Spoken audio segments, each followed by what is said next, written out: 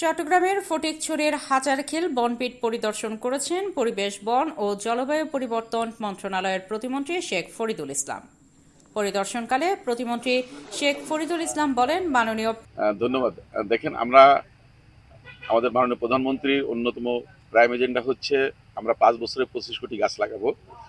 তো সেই লক্ষ্যে আমরা কাজ শুরু করেছি সরকার গঠন করার পর থেকে। গত 13ই জুন মাননীয় প্রধানমন্ত্রী কক্সবাজারের ডোলা হাজরাতে এই বৃক্ষরোপণ কর্মসূচি উদ্বোধন করে। তারপর থেকে সারা বাংলাদেশে আমরা বন বিভাগ সহ বিভিন্ন মন্ত্রণালয়ে গাছ লাগাচ্ছি। তো আমরা 25 কোটির ভিতরে যে গাছগুলো যাচ্ছে সেগুলোর দেখভাল করার উদ্দেশ্যে মূলত এখানে আসা।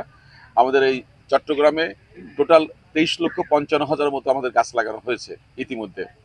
আবার কক্সবাজারে 40 লক্ষর মতো লাগানো হয়েছে। তো আমি গত সপ্তাহে কক্সবাজারে আমি 2-3 দিন থেকে ওটা ভিজিট করেছি।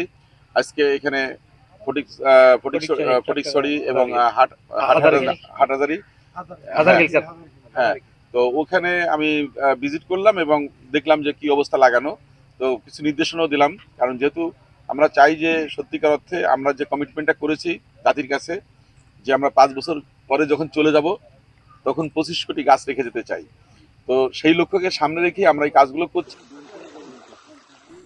বৃক্ষরোপণ কর্মসূচির মাধ্যমে পরিবেশের ভারসাম্য রক্ষা ও বনাঞ্চল সম্প্রসারণে সরকার কাজ করছে বলেও জানান তিনি।